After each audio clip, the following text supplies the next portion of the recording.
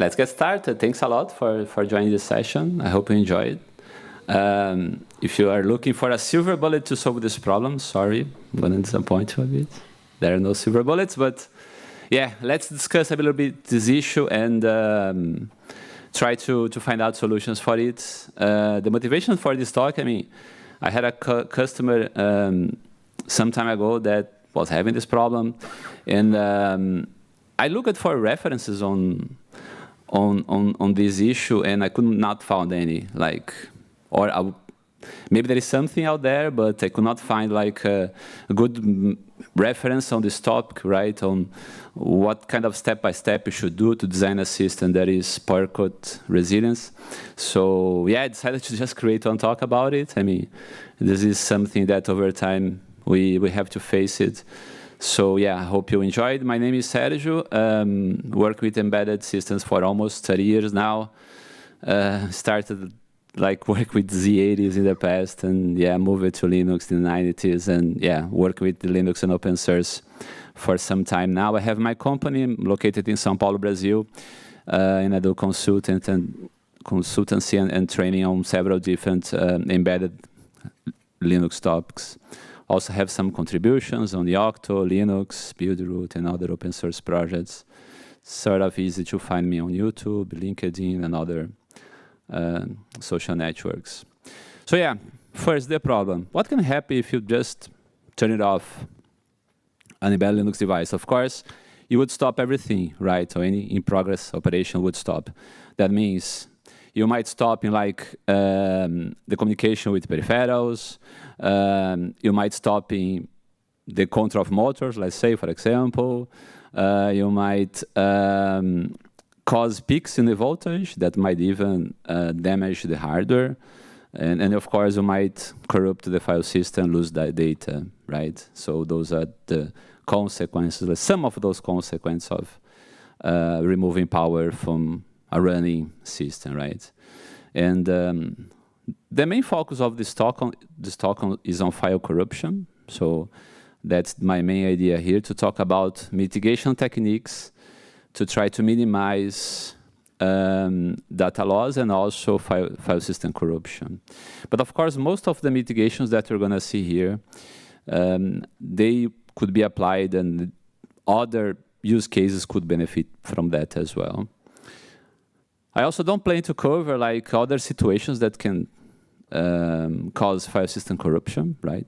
For example, bit flips in NAND flashes, right? So I'm really focused on power cuts here. And it's also important to mention, and I'd like to mention this in the beginning of the talk, there are always trade-offs, right? For every mitigation that you decide to implement, you're going to have trade-offs. Could be additional hardware costs, right? You decided to add a battery, a supercapacitor to the hardware. You might reduce the performance, right? You might increase the wear, like you might do more writes on the flash, which is bad, right? Decreasing the lifetime of the flash. You might increase development time, maintenance time, the software will be more complex. Those are all the costs, right, for implementing some mitigations. And you always have to think about, right, the cost benefit of a mitigation technique. This is important to mention. I would say there are 3 steps to work on this problem. You have to reduce the probability of the problem to happen or to have bad consequences when it happens. And you have to have a mechanism to detect when it happens. And if it happens, try to recover from it. So those, I would say, are the 3 main steps for this. We're going to cover all of the steps during this presentation. For reducing the probability, I would say we have 3 layers to work on. We have to work at the hardware level, or might work at the hardware level to solve this problem, at the operating system level, and at the application level. It's like security. You have a layered solution that you have to think about all of the layers when trying to solve this problem. So that would be my approach for this problem. You need to implement, I mean, if you really care about this, you need to have some mitigations at the hardware level, operating system level, and application level. And together with this, you have to detect and recover if you have problems, right? Let's talk first about hardware level mitigations. Also important to mention here, I want to touch several different topics that could be a talk on itself. So I cannot go really deeper on a specific topic. That's why we're gonna just scratch the surface on most of the topics here. And of course, when you are working on your project, you might want to go deeper onto a specific topic. At the hardware level, those I would say would be the main mitigations. First, make sure you have input protection on your power supply. This is very important. Avoid spikes in the power source to avoid damaging the hardware, for example. And some spikes could even reset the hardware, and then that could be bad. Add a battery or a supercapacitor to hold the power just for a little bit, so you can handle, like you can shut down the system gracefully. That could be another mitigation technique. Using a power management IC, most SoCs nowadays require a power management IC, though, so that's not an issue. And some of them have this detection, you know, when the voltage is low, and then can notify the operating system on that, and then you can take some action. Together with, for example, a supercapacitor, you might have some time to handle this. You know, sync the disk, send some message, I don't know, send a command to the eMMC controller to flush the cache before shutting down. We're gonna talk about this during the presentation. And also, when you are selecting the storage device, you need to select one that is industrial grade, right? That has some kind of capabilities to identify a power loss and handle it. There are even some interesting features inside an eMMC, for example, that you can enable and use it during a design. I'm gonna mention a few of them. So those I would say are the main topics that we need to care about if you are designing the hardware. Here I have a few pictures, like this is a power management IC from NXP. We have there some power good signals that could be connected to the processor, and then you will be notified if the power is good or not and take some action on it. This is a secret from a design note from analog devices on a supercapacitor, like you have on your left supercapacitor charger circuit that will charge 2 capacitors, and on your right you have a DC-DC converter. And this could be connected to the power management IC to power the system in case of the power is cut, right? And according to this design note, you have 20 watts of energy for 1.5 seconds, which might be enough for you to do what you need to do, right? To gracefully shut down the system. Again, trade-offs. There are hardware costs to do this, right? It really depends on your use case, on the reliability you want for your system. This is a snippet of a data sheet from an eMMC vendor, Smart Semi, and there you can see power loss detection. Whatever that means, I think one of the problems with eMMCs is that they are black boxes. We don't really know how they are implemented, right? We have the data sheet, we have to trust it. According to this one, we have power loss detection. Usually, most industrial grade eMMCs, they have a small capacitor to hold the power, so it is able to detect a power loss and then flush the caches so you don't lose it. And that's one important thing. You have caches inside the eMMC. You not only have caches in the kernel cache for disk writes, you also have caches in the eMMC. So if you turn on the device and the device was not able to flush the caches, its internal caches, you might lose the data, or maybe corrupt the file system. If you are working with an MMC, you can flush, you can disable those caches if you want. So there is an interface in /sys. There is a knob there that you can just write it, a file called write cache for each eMMC device. It's by default write back, which means it is the cache is enabled. You can disable it by writing write through. So you disable the cache from the eMMC controller. This is not a cache from the kernel, from the eMMC controller.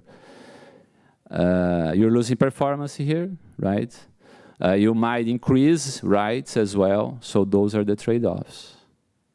If you want to live with it, you can do this. There are two additional features from that you can have, like this is in the JDEC standard, the standard for MMC, called enhanced area and write reliability. Does anyone know about those? Who knows about those features? Nice. Sometimes people confuse, like there are two different features that you can use from recent eMMC controllers.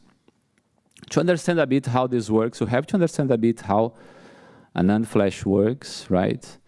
You have cells with one or more bits inside of it, and then the cells are organized in pages, and pages goes to a block, which is an erasable unit, right? So you erase blocks with pages, but you read and write to pages. You have SLC NANDs, MLC NANDs. So SLC NANDs are NANDs with just one bit per cell. They are usually more reliable. When you are working with MLC NANDs, they are less reliable because of the iris build. So usually what happens is that you have for MLC NANDs, you have, like, let's say you have 2 bits MLC NAND. So you're going to have 2 logical pages that builds a physical page.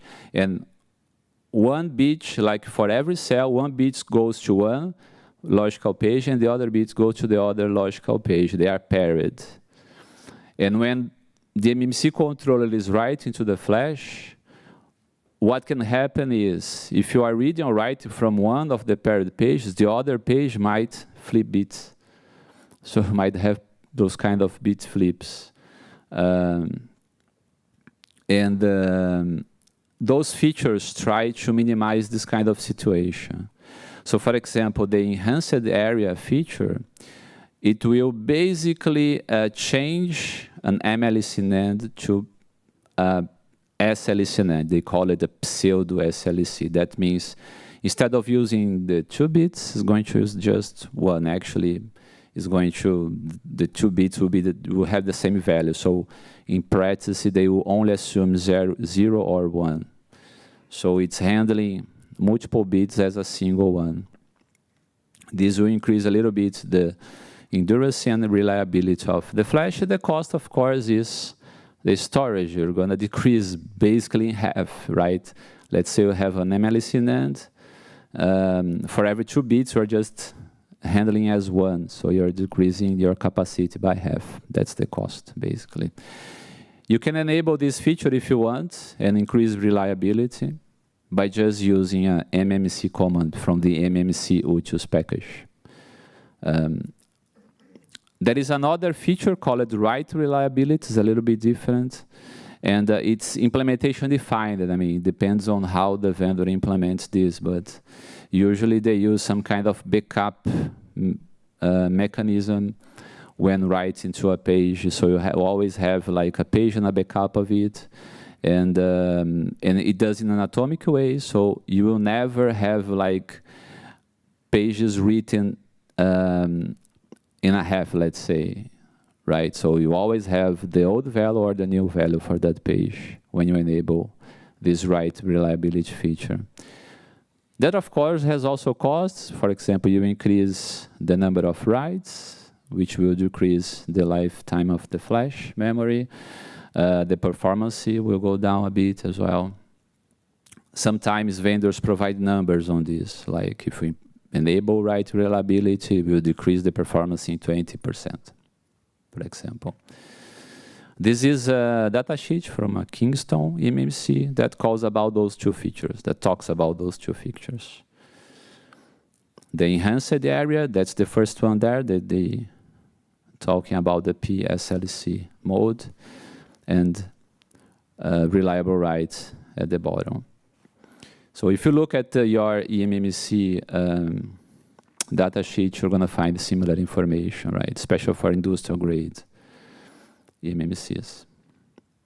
And of course, I'm talking here about eMMC because that's almost embedded Linux designs nowadays. We use eMMC, right? But if you are working with a different storage device, right, you're going to have to go after those kind of information, right?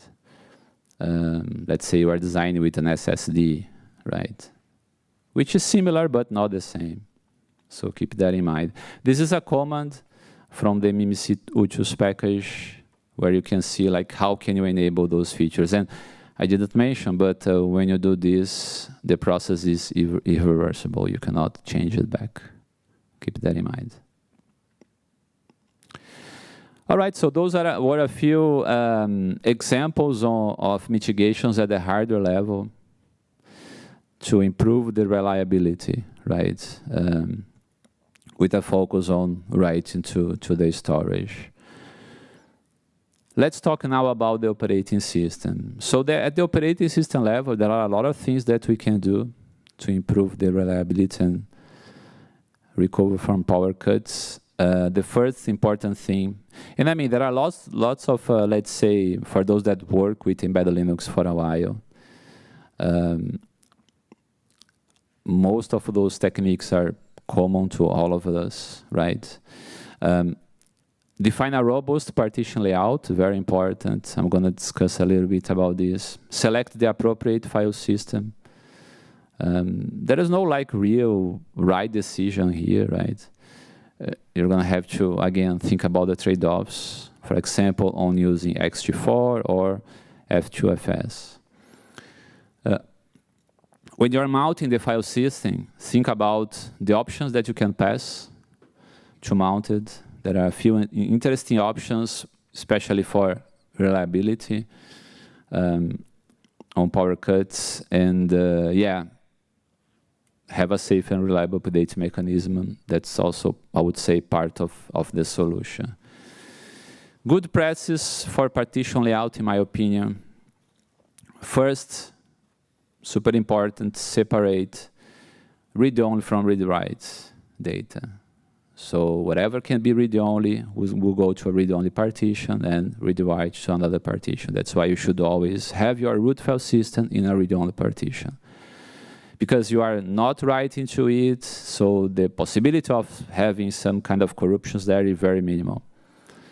I'm going to discuss a bit about file systems for this, but have always the rootfs as in a read-only partition, and whatever you need to persist, writable data is going to go into another partition. And for writable data, separate volatile and persistent data, always, right? So the idea here is to minimize writes, to avoid losing data, to avoid corrupting the file system. So whatever can be volatile, you go to RAM. We're going to use TMPFS for that. And for persistent data, also separate critical data from everything else. So it's a good practice. You have to store logs which are not critical, do it in another partition. For critical data, let's say config files, databases, is going to be in a separate partition that you're going to really manage. Like you don't care much about the logs. If you lose a log, you don't care, but you don't want to lose or corrupt your database. And also try, if you can, right, if you have enough space, duplicate partitions. That will be really helpful maybe if you want to recover from a corrupted partition. If you have two, A and B, then you can try to recover from a corrupted partition. I'm going to talk more about that later. There is a recommendation from vendors. Who here have heard about over-provisioning? Right. So there is a recommendation from vendors of devices with FTL, right? The flash translation layer, so eMMC, SD cards, SSDs. There is a recommendation for you to provide some, to leave it available part of the storage for the device itself. This is called over-provisioning. So you don't use everything. You don't use everything, format all of the partitions, and use all of the storage. Leave from 10 to 20% available, unformatted, unpartitioned. So the controller from the MMC, for example, can use that for internal operations. The controller does a lot of operations, garbage collection, wear leveling, a lot of the kind of stuff. And there is already actually some over-provisioning on the device itself. That's why you buy a 32 gigs SD card and it reports to operating system 29, not 23, because there is some over-provision. The device uses part of it for its internal operations, moving like bed box management, wear leveling, that stuff. And some vendors say you should even have some user-defined over-provisioning to improve that. That will improve reliability and even performance.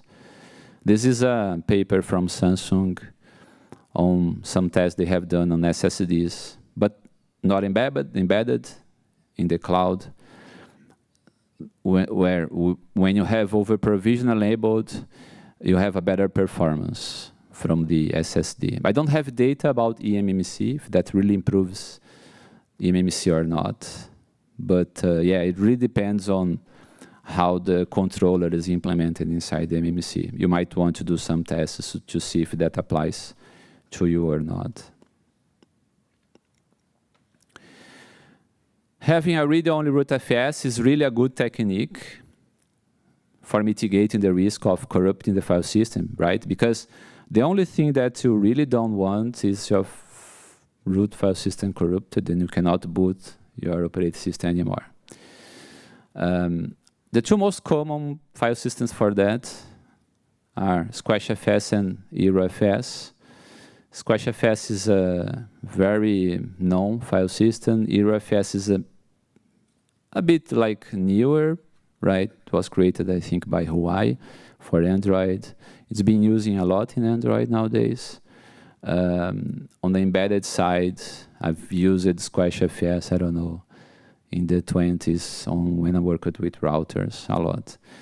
So it's a very known and old, but yeah, one of the best options that we have for a read-only file system. What is nice that compress the data, so it's not only read-only, but you have compressed data, so you have more space available, I mean, because the data is compressed. The difference between them is a sort of a trade-off between the compression rate and the read performance. HeroFS doesn't compress that much, but it's better when reading data. The performance is better, so the decision might be between those two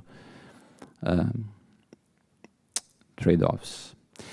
And another option would be to just use a writable file system like ext4 and mount it read-only. That's an option as well. The problem with that is that who knows who is working on your system, and they can just remount it, read-write, and do some stuff there. So I would not recommend this. If you really want a read-only file, you should really use a read-only file system. But sometimes you need to write to the file system. So I usually have two approaches for this, right? You can create links to a writable partition. That's one option. Let's say you want to write to /tc/ssh. You can link that directory to a directory inside /config, which is mounted in another partition, and then you are able to write to that. So we have a config partition with your configuration and some links from etc to this config partition. Then you can manage much better the changes that you are doing in the root file system. Another option would be to use an overlay file system like overlay FS. On the reliability side, I don't like that much because with overlay FS, you can overlay every part of the file system, don't have control over it. So you can overlay binaries, for example, and if you overlay like an application from the root FS and then that partition is corrupted, you cannot maybe boot the system or run the application anymore. So I would not prefer, for this specific use case, when you want reliability on power cuts, I would not recommend overlay FS because I don't want to write and replace important files from the operating system. Having links would provide you a more controllable environment, let's say, for changes in the root FS. And for data, there are multiple file systems that we can use, right, to store data. I don't plan like to cover in detail every file system. I don't have time for it. We could have a specific talk on each of those file systems. And we do have actually, like, if you look at YouTube, you're going to find several talks on how F2FS works and how UBIFS works and so on. So I plan to just comment a bit about it with a focus on power cut resilience.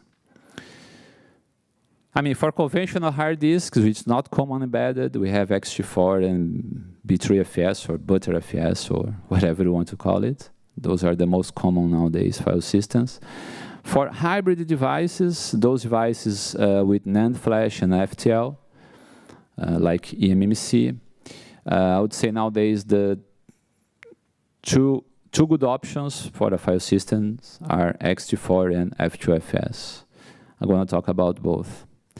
ButterFS, B3FS is also a possibility. I have never tried B3FS on eMMC and on embedded use cases. Have anyone? Doesn't anyone have experience with B3FS? Nice. Maybe we can talk later. Curious about your experience on this. But yeah, I haven't used B3FS on any of my embedded Linux projects yet. So I cannot comment on it, right? For high-end devices, I mean, the main file system is UBIFS that runs on top on UBI. I'm going to mention a little bit of it. And we also have JFFS2, which is a very old file system. It's an alternative, but maybe only for very small flashes. X4, it's our one of the best alternatives for the MMC. It's a journaling file system. That means it creates a journal on every write. It can journal data or metadata. Actually, metadata is always journaled by default. You decided if you want to journal data or not.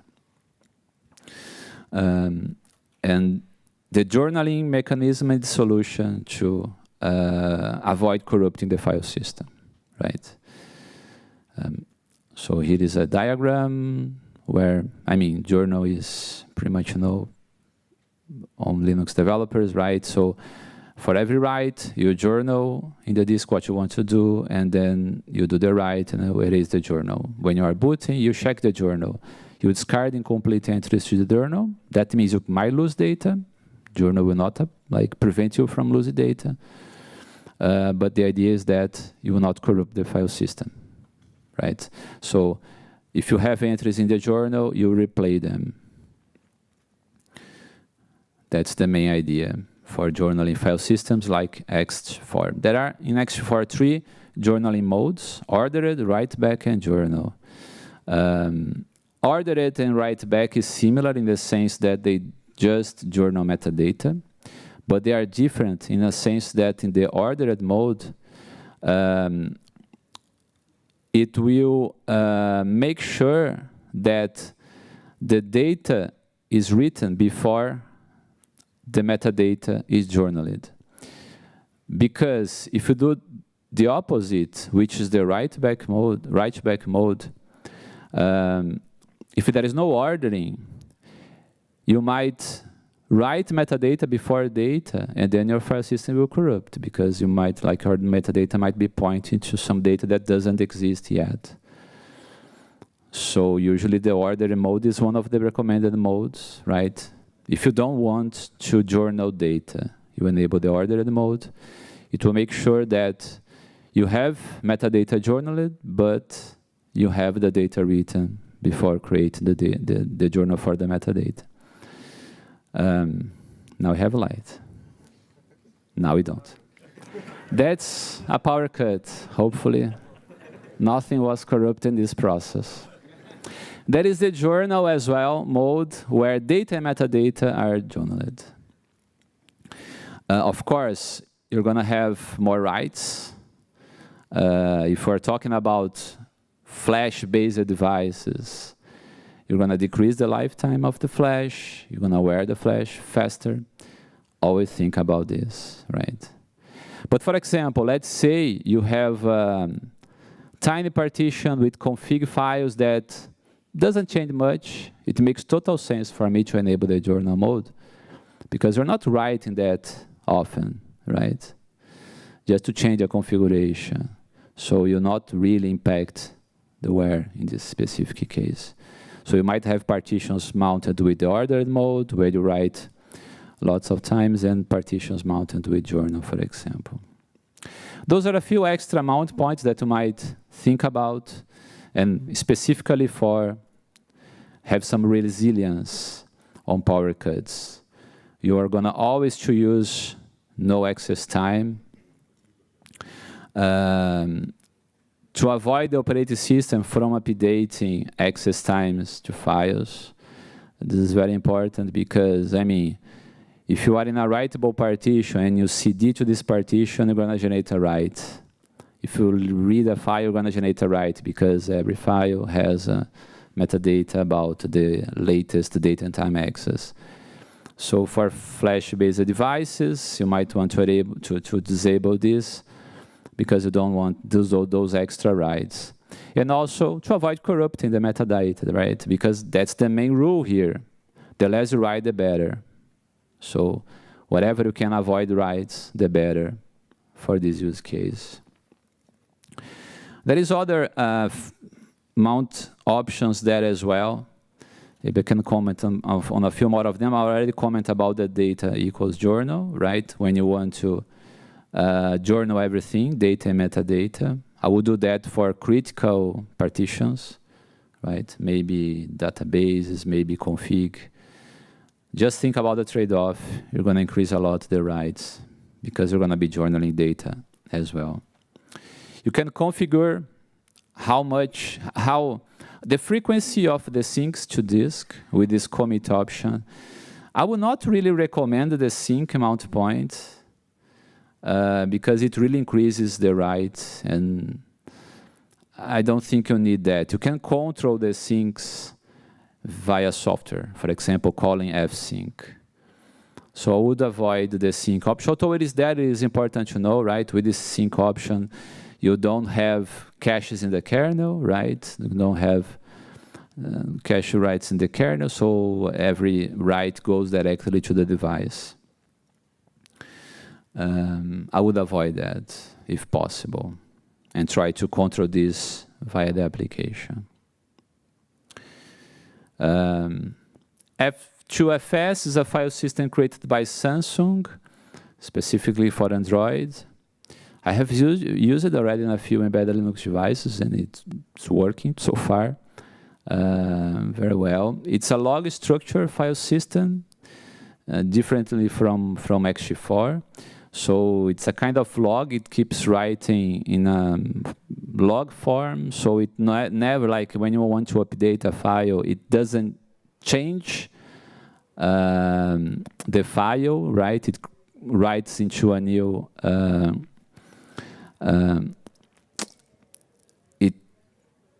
it writes like it follows a log, so it keeps writing into a new like block if needed, and the old block is initialized. So in the end, it avoids like write amplification because you don't have to do like those in-place updates.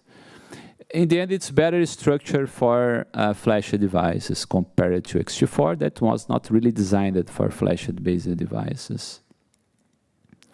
It has a garbage collector. I mean, I don't want to go over these details, but one important detail is the checkpoint system, because that sort of replaced the journaling system from ext4. That's the way they handle the consistency of the file system. So by default, 2 checkpoints are maintained. The current one, the previous one. And when the system is booting, it boots from the latest valid checkpoint. So if for some reason you are writing to the file system and something happens during that process and it was not able to finish the write and create a checkpoint for that write, at the next boot, you're going to boot the old checkpoint. Of course, you might lose data. You cannot avoid that. But you're not going to corrupt the file system. You're always going to have a good known state of the file system with this checkpoint mechanism. BTRFS has a similar mechanism as well. Those are a few like mount options for F2FS. Not going over all of the details here, you can check it later. This is more for reference. Yeah, there is, for example, this sync mode that when you write, that might be a good option for you to always enable. And important to mention as well that some of those options might be enabled by default, so you don't have to really pass them. Just check the F2FS documentation if you have any questions. So the F-sync mode in the strict, so that is the POSIX mode, the strict mode. The strict mode will always call F-sync. Sorry, when an application calls F-sync, it will flush everything, making sure that the device doesn't cache the writes. Because remember that F-sync will make sure that the caches in the kernel are flushed to the device, but will not make sure that the device is not caching that. So the F-sync mode strict will make that sure. Pretty much important if you want to ignore the caches from the device, right? If the device has any protection to power failure. There are also a few extra F2FS knobs that you can use. For example, you can force a checkpoint if you want. That's usually not needed because when you sync, for example, when you call F-sync, a checkpoint will be created. But if you want to do that, anyways, there is an interface for that. You can check the states of the checkpoints. So there is a few extra knobs there. I would look at the documentation if you want some details. Yeah, and we have this huge MTD subsystem and UBI. I mean, again, I don't have much time to cover details here, but in a nutshell, managing how NAND device is hard. You have to deal in software with different problems, right? Where leveling, bad block management, bit flips, ECC algorithms, and so on. The kernel has a subsystem for flash-based devices called MTD. And you write drivers, MTD drivers for flash devices. And on top of it, you can run a file system. But of course, you will not use like ext4 on top of an MTD device because ext4 doesn't know about the underlying storage device. There are specific file systems for flash-based devices, right?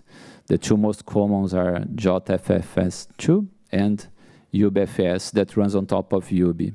So UBI is a volume management layer that abstracts a few things from the flash device. It implements where leveling for you. It does some tracking of batch blocks. It has this concept of logical erase blocks, physical erase blocks, so you can, at runtime, create partitions, delete partitions that they call it volume, right? Logical partitions. So this is UBI, and on top of it, you run a file system called UBIFS. It is also log structure, so are usually not replacing files, but writing at the end of your log. And it was really designed to be tolerant to power failures. You can look at the documentation on some of the design decisions that they have. They have a journal as well. They basically checksum everything, data and metadata. You can replay the journal, I mean, just like X4. There are not that many mount options for UBIFS. Know what time. I'll avoid sync as well, as I mentioned. Try to control the syncs in the application. Only interesting option there is this SHK data CRC that can make it possible to check, to enable the checking of data checksums. My time is almost over here, so I'm going to mention a few more things. For volatile data, TMPFS, always do in run. Duplicating partitions is another good technique because you can easily recover, especially for the operating system, right, the rootfs. And you can also use this if you have a remote update system. At the application level, you have to think about two problems. Reduce the vulnerability window, right? And make sure your writes are atomic. Those are the two most important things that you need to care about. To reduce the vulnerability window, that means the time that the information is not physically in the disk, you might use fsync on critical writes. That would be one of the recommendations. To do atomic writes, that is a good technique. You create a temporary file, you write to this temporary file, sync the temporary file, and rename it. According to the POSIX standard, renaming the file is an atomic operation. So that's a good technique. Minimize writes. Avoid writing to the same file every time. Make sure the software that you are using do atomic writes. For example, if you are using a database software, make sure it supports atomic writes. Include checksums in your software. That's another good technique. So you can have checksums of critical files and check them. You can keep a redundant copy of critical files. That's another good technique. All of this at the application level. You can handle SIG-term. That's the signal that the application will receive on shutdowns. So, for example, if you are able to implement a shutdown hook in your system, for example, using a PMIC, a power management IC, that notifies you on a voltage law event, you can integrate that with systemd. So you can have an I/O configured to generate the key power event, and then systemd handling that and shutting down the system this event. And then in your applications, you're going to receive the SIG-term signal, and you're going to do whatever you want, like sync the operations. I mean, get into a good state before shutting down. So this can be integrated like from the kernel, from the hardware to the kernel and to the applications. There is some work that you can also do at the kernel level. So the regulator framework in the kernel has some support for you to register if you are implementing a driver that is a regulator consumer. You have a consumer regulator API that you can use to register for under voltage events. We have here the guy that implemented this. So yeah, not sure if we're going to have time to discuss this, but that's a nice feature that you can have, for example, an eMMC controller receiving this event from the regulator and sending the command to the MMC to flush the caches. Monitoring unintended reboots is also recommended. So you can have a simple file there in the file system. And when you boot, you check that file. If it's there, that's because you had an unintended boot. So the idea is that when you boot, you create the file. In the shutdown, you delete the file. So every time you shut down, you delete the file. If in the next deboot the file is there, something happened and the file was not deleted, then you can take actions. You can run tools, checks for errors, go into a recovery mode. That is one idea to handle unintended reboots. Recovering from corruption, it's hard, right? I mean, you can just refresh everything, but you might want to try to avoid it. If you have corruption in the operating system itself, usually this dual A and B partition is the best option. You can try to boot from a good partition. If the corruption is at the application level, you can have backups of important stuff. You might even try to factory reset the device to recover from corruption. But it is usually harder, so that's why we usually try to avoid corruption in the first place. But, I mean, in the end, there is no real